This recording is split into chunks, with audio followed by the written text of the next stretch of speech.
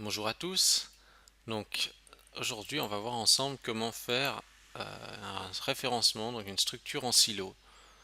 Donc le référencement en silo, déjà, qu'est-ce que c'est? On va regarder dans Google, référencement en silo. Comme ça, on va voir à quoi ça ressemble. En fait, si on regarde les différents graphiques qu'on trouve, on voit que c'est un système de cloisonnement.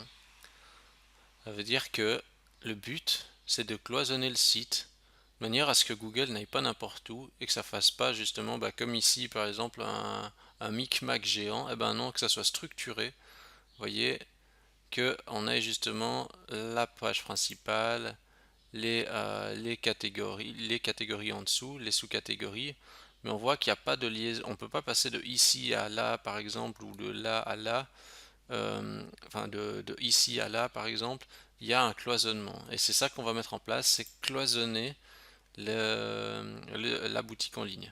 Vous allez me dire, oui, mais à quoi ça sert de cloisonner? En fait, ça sert euh, à ce que Google comprenne mieux comment est hiérarchisé le site. En ayant le cloisonnement, il va mieux comprendre, par exemple, ici, de quelle thématique il s'agit. Parce que si tout ça est ensemble, tout est lié, il va moins comprendre, je veux dire, les différentes thématiques. Et du coup, il peut donner plus d'importance à cette zone-là, à cette zone-là, à cette zone-là. Je prends par exemple si c'est un garage, on a par exemple peut-être les pneus, on a peut-être, je sais pas, les pièces de carrosserie, on a peut-être les pièces moteurs, on a peut-être les accessoires. Et en fait, du coup, il peut donner plus d'importance aux différents silos parce que tout est structuré. Par rapport à un micmac géant, en fait, par exemple, il n'arriverait pas comme sur cette image qui n'a rien à voir, mais où là, finalement, il y a tous les liens qui sont liés entre eux, mais c'est pas du tout, il n'y a pas de cloisonnement, voilà. Alors, comment on fait? La première chose, c'est qu'il faut déjà faire le tutoriel. Donc, il faut regarder dans Google Web Apps catégorie PrestaShop. Vous avez gestion des catégories. Non, excusez-moi, c'est pas celui-là. Juste aller. Vous devez aller en fait. C'est donc voilà, c'est PrestaShop 1.7 afficher les sous-catégories, hein, épisode 25. C'est ça que vous devez suivre parce que c'est important d'avoir les sous-catégories pour que ça fonctionne. D'ailleurs, peut-être que ouais, bon vous allez trouver directement en recherchant par ce titre. Alors, donc ça c'est le prérequis. Alors, ce qu'il y a à regarder maintenant, déjà première chose, c'est quand on est sur le menu, par exemple, je peux accéder depuis le menu à, vous voyez, à cette sous-catégorie. Ça, par exemple, typiquement, il faudrait pas laisser cet accès. Le but, c'est que justement, on soit obligé de passer par toutes les étapes pour descendre progressivement, pour créer notre silo. Le fait que je puisse faire depuis ici, je puisse cliquer dans une sous-catégorie, et ça casse le silo, quoi. Alors, comment on fait? Première étape, on va toucher en fait le menu. Alors là, ça va un petit peu à l'encontre en fait de ce qu'on a l'habitude de voir. Typiquement, actuellement, il y a tout, enfin, la plupart des sites mettent des sous-menus, enfin des méga menus qui donnent accès à tout. Nous, ici, non, on va revenir sur un fonctionnement différent. Donc, dans la partie module et services, dans module installé, je cherche menu. Et plutôt que de faire ici, comme on a fait, un menu avec tout à l'intérieur, qu'on peut naviguer n'importe comment et passer n'importe où, on va enlever ça. Je vais juste prendre ce lien, donc le lien Woman. Alors, je vais créer un nouveau lien manuel en dessous. Voilà. Et je vais mettre mon lien manuel dans le menu. Alors, quelle est la différence? Maintenant, vous constatez que je ne peux plus accéder directement aux sous-catégories. En fait, je suis obligé de cliquer dessus et ensuite je peux accéder aux sous-catégories. Donc en fait, le silo est en train de se créer. Alors, vous allez me dire, ah, mais ça va à l'encontre de ce qu'on fait, il y a partout des sous-menus, etc. Effectivement, mais c'est juste qu'en termes de référencement, les sous-menus, les méga menus, etc., ne sont pas forcément optimisés pour le référencement et en tout cas, ils proposent pas une structure en silo ces sous-menus. Donc, euh, donc oui, ça va à l'encontre du standard, mais pour le référencement, c'est plus facile à Google pour comprendre. Euh, bah, c'est une structure, c'est une manière de structurer son site qui est un petit peu différente. Alors là, c'est déjà la première chose, c'est au menu, on arrête de faire des sous-menus avec des gros blocs, on fait juste un lien simple qui pointe sur la catégorie en question. Donc il faut vraiment sortir de votre tête ces sous-menus, méga menus avec plein d'éléments à cliquer dedans. Ça, on oublie. Maintenant, quand on est dans la catégorie, donc ça c'est bien, on a la navigation sans problème. C'est qu'ici, vous voyez, je peux encore naviguer un peu n'importe comment. Je peux descendre dans des sous-catégories, etc. Et ça va pas. Parce que du coup, justement, le silo, il est plus vraiment étanche parce qu'on est obligé, on peut, vous voyez, accéder à on peut accéder en fait depuis ici à Blues sans forcément cliquer par là. Donc ça ne va pas. Donc ce qu'on va faire, c'est qu'on va désactiver on va désactiver en fait tout simplement le bloc des sous-catégories, le bloc des catégories. Alors, on recherche catégorie. Lien des catégories, ben je clique dessus puis je fais disable. Donc je dis désactive. Voilà, j'ai désactivé le bloc. Voilà. Maintenant, j'ai plus cette possibilité. Bon, j'ai les filtres, mais ça dérange pas. Mais je peux pas descendre d'un sous-niveau.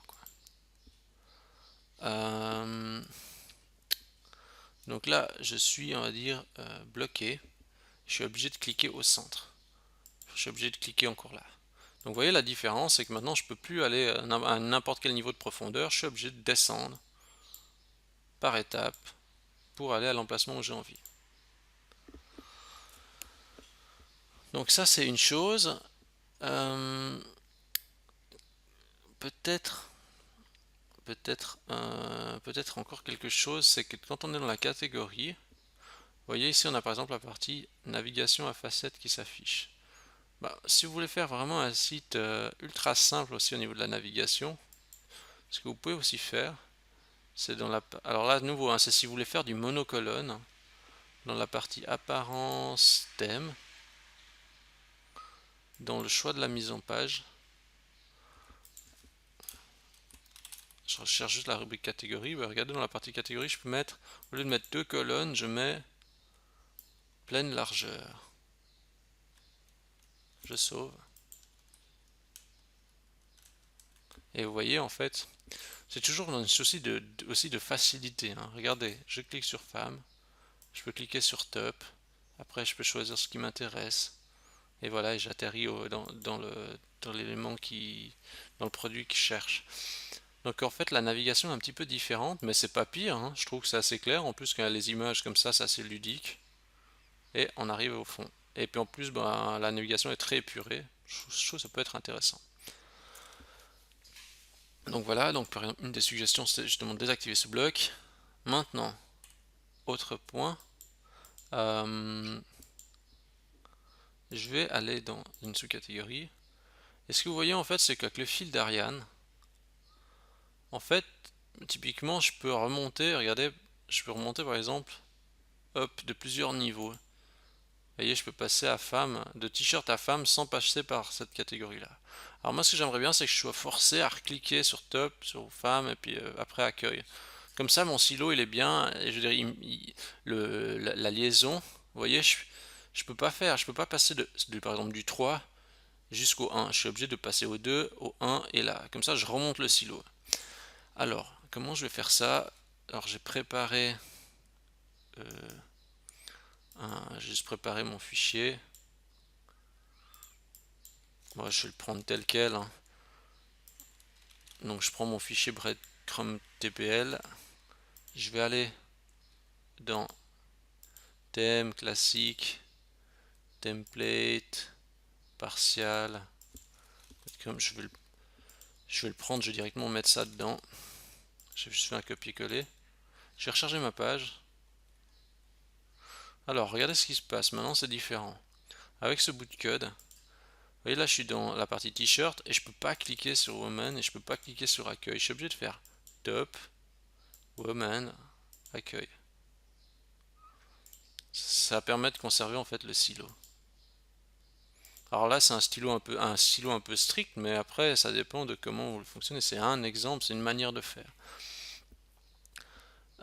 Donc ça, c'est bien parce qu'on est obligé justement de remonter le silo correctement. On peut pas aller n'importe où. Qu'est-ce qui peut encore casser notre silo? En fait, ici dans le plan du site, ça peut casser notre silo parce que vous voyez, je peux faire n'importe quoi, je peux aller n'importe où, je peux aller là directement, ça j'ai pas forcément envie. Enfin, vous voyez, je peux passer de là à là, je peux aller à n'importe quel niveau de profondeur du site à cause du plan du site. Donc comme je veux pas qu'on puisse le faire, ce qu'on va faire c'est qu'on va modifier. Il y a dans les modules, il y a un module qui s'appelle euh, alors c'est quoi? C'est PS Link Site. Est-ce que c'est celui-là? Alors normalement oui. Donc c'est dans le thème classique module PS Link Site View Template Hook Links Block TPL. Il me semble que c'est lui, hein. Je vais juste prendre ça et mettre dedans. Alors j'ai juste fait une petite exception en fait. J'ai dit que si c'était le link statique du page sitemap, eh ben ça doit être masqué. Donc en fait c'est le but, c'est que ce lien ici soit masqué plan du site, hein. Vous voyez, il a disparu, hein. Donc le lien, je sais pas si j'étais un peu vite. Je reviens en arrière juste pour vous montrer. Là on avait plan du site. Je copie-colle mon nouveau code qui met l'exception sur ne pas afficher cette page. Je la recharge et là j'ai plus la page. Donc du coup ça évite que Google aille regarder en fait dans cette page. Comme ça le lien il est pas là et Google n'ira pas regarder dans cette page et il ira pas casser le silo. Ça c'est ok. Et encore ce qu'on peut faire, une petite optimisation, c'est sur le logo du site. Parce que vous voyez par exemple ici je suis en langue française et le logo il ramène le logo, vous voyez, il n'y a pas. Regardez si vous regardez en bas à droite ici, hein, en bas à gauche, pardon, ici. Quand je vais sur le logo, vous n'allez pas voir le slash fr. J'ai juste vu ça en passant et je me suis dit qu'on allait corriger. Donc ça se modifie dans. Alors, c'est quoi le nom du fichier en question? C'est le header.tpl. Je vais voir où il est ce header.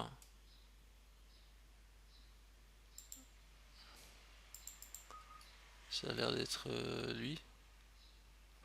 Oui. Donc c'est dans template. Donc c'est dans thème classique, template partial, header.tpl. Et dans celui-là, qu'est-ce qu'on fait? On a juste rajouté un petit code là. C'est un petit code à rajouter juste là. Voilà. En fait, j'ai juste rajouté ça, le langage ISO code. Regardez ici, si je vais dessus, vous voyez en bas à gauche, il n'y a pas le préfixe. Je recharge ma page. Et là, est-ce qu'il y a le préfixe? Oui, maintenant, vous voyez, on voit le préfixe écrit slash tuto slash fr. Voilà. Ça me permet d'avoir quelque chose qui pointe bien vers la bonne langue. Bon, même si ici, oui, j'ai plusieurs langues. Ouais, surtout si on a plusieurs langues, c'est mieux pour le référencement que ça pointe directement vers la langue en question. Euh, je crois qu'on a fait le tour, hein. Alors, ici on a vu justement comment structurer son site en silo.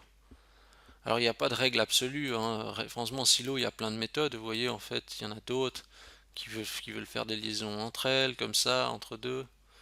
Euh, il y a plein de méthodes possibles. Ici, j'ai utilisé une méthode de silo stricte pour bien segmenter. Vous voyez, par exemple, ici, là, on est vraiment par exemple, dans la partie femmes. Ben, c'est vraiment un silo dédié aux femmes, quoi. Et puis après, plus on descend, plus on peut travailler on peut travailler un peu chaque thématique.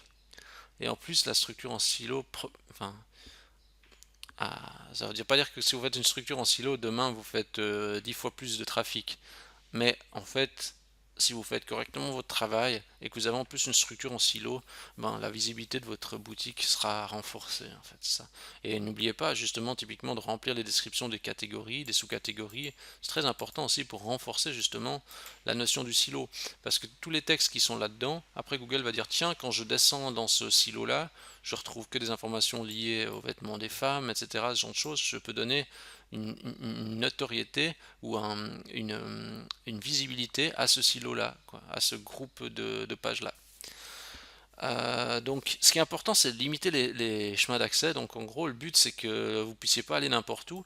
Et bah, en fait, vous devez juste faire comme Google, hein. On voit, on peut pas aller n'importe où. Même si je veux, maintenant, si je veux aller, par exemple, dans les tops pour femmes, j'ai pas le choix.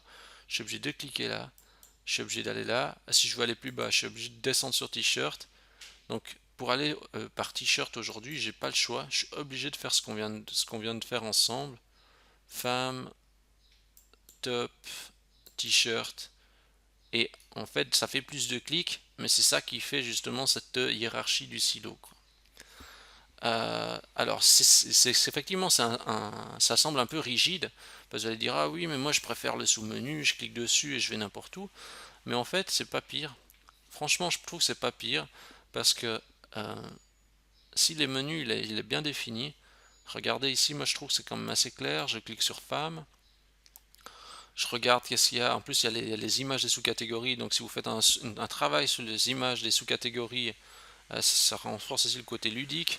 On voit qu'ici, on est sur un monocolonne centrale. Donc, on n'a pas d'encombrement ni à gauche ni à droite.